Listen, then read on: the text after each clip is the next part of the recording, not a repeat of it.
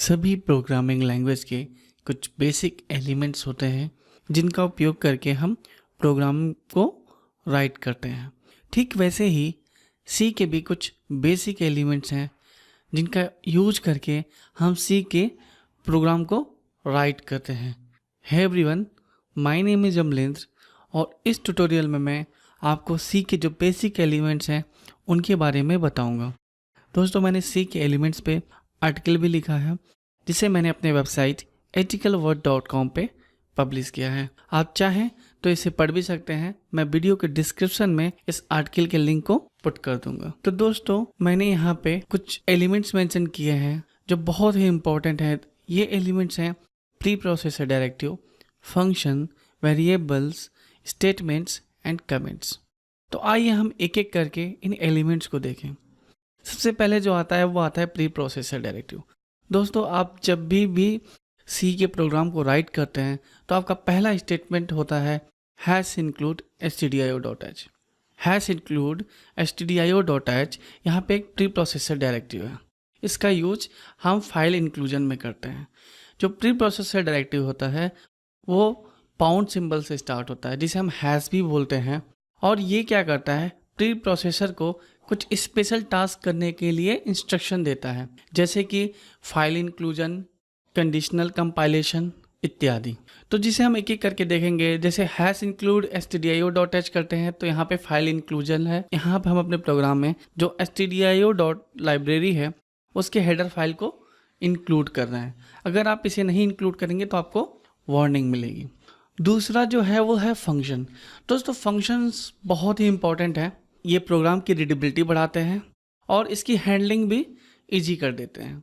दोस्तों, basically functions एक bunch of statements है या कह सकते हैं कलेक्शन ऑफ स्टेटमेंट्स है जो एक स्पेशल टास्क परफॉर्म करता है। जैसे अगर हमें 2 नंबर को ऐड करना है तो हमने ऐड नाम का फंक्शन बना दिया और जहाँ भी हमें नंबर को ऐड करना होगा हम इस फंक्शन को कॉल कर लेंगे।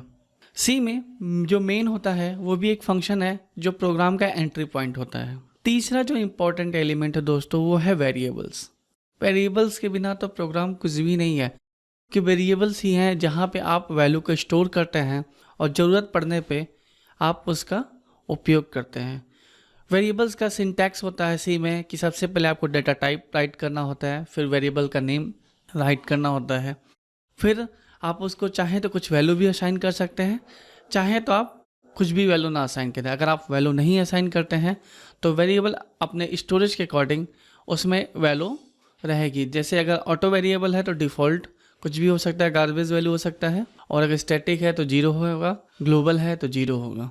अब जो नेक्स्ट एलिमेंट्स है सी प्रोग्रामिंग का वो है स्टेटमेंट्स। बेसिकली दोस्तों, स्टेटमेंट्स एक कमांड होता है जो इंस्ट्रक्ट करता है कंप्यूटर को कुछ स्पेशल टास्क करने के लिए। जैसे मैंने आपको कह दिया कि एक प्रोग्राम राइट करो कुछ मैसेज डिस्प्ले करने के लिए कंसोल पे, तो आप राइट करेंगे printf और उसमें कुछ स्ट्रिंग देंगे जो आपको डिस्प्ले करना होगा। तो printf दोस्तों एक कमांड है जो कंसोल पे एक मैसेज को डिस्प्ले करेगा। सी में दोस्तों हमने स्टेटमेंट्स को डिफरेंट पार्ट में कैटेगराइज कर रखा है। जैसे अगर आप जो स्विच केस है वो एक लेवल स्टेटमेंट है। अगर आप printf यूज कर रहे हैं तो ये एक एक्सप्रेशन स्टेटमेंट्स है। अगर आप इफ़ एल्स यूज करते हैं तो ये एक सिलेक्शन स्टेटमेंट्स है। फंक्शन है वो एक कंपाउंड स्टेटमेंट्स है। फॉर व्हाइल है ये एक इटरेशन स्टेटमेंट्स है क्योंकि लूप में यूज होता है।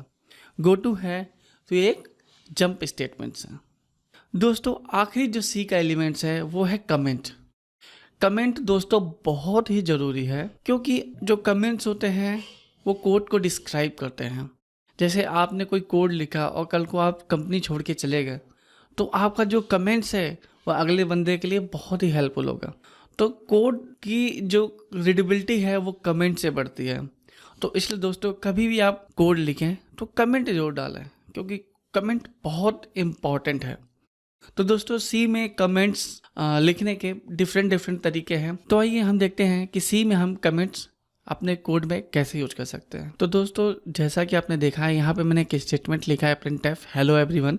ये एक मैसेज है जो कंसोल पे डिस्प्ले करेगा। दोस्तों, अगर मुझे इस printf को कमेंट करना है तो मुझे सिंपली कुछ नहीं करना है, मुझे 2 फॉरवर्ड स्लैश लगाने हैं। यहाँ पे आप देख सकते हैं ये कोड डिसेबल हो गया है। अगर आप इसको नहीं करना चाहते हैं तो आप एक फॉरवर्ड स्लैश और स्टार एंड अगेन क्लोजिंग के लिए अगेन आप स्टार यूज़ कीजिए और स्लैश, और आपका ये कोड कमेंट हो गया है। और अगर दोस्तों आपके स्टेटमेंट बहुत ही ज़्यादा हैं तो आप कंडीशनल कंपाइलेशन भी यूज कर सकते हैं। उसके लिए आपको कुछ नहीं करना होगा, उसके लिए जस्ट आपको करना होगा, जैसे मुझे इस लाइन को कमेंट करना है तो मुझे यहाँ पे सबसे पहले प्री प्रोसेसर के लिए पाउंड सिंबल लगाना होगा, #F0 लगाना होगा, और इसको क्लोजिंग करने के लिए हमें #AND IF यूज करना होगा। तो दोस्तों देख सकते हैं इसके अंदर जो भी कोड होगा वो डिस्कार्ड हो जाएगा और कंपाइल ही नहीं होगा। तो दोस्तों मैंने यहाँ पे आपको 3 तरीके बताए कोड पे कमेंट करने का, आप अपने अकॉर्डिंग इनमें से कोई भी एक यूज कर सकते हैं। तो दोस्तों ये थे सी के बेसिक एलिमेंट्स जिनका यूज करके हम प्रोग्राम को राइट करते हैं। तो दोस्तों होपफुली ये वीडियो बहुत ही हेल्पफुल होगा बिगिनर के लिए जो सी अभी पढ़ना स्टार्ट कर रहे हैं। तो प्लीज़ दोस्तों subscribe my channel and if you like the video then share it. और मैं सी पे बहुत सारे हिंदी में ही ट्यूटोरियल्स क्रिएट करने वाला हूँ। तो थैंक यू वेरी मच।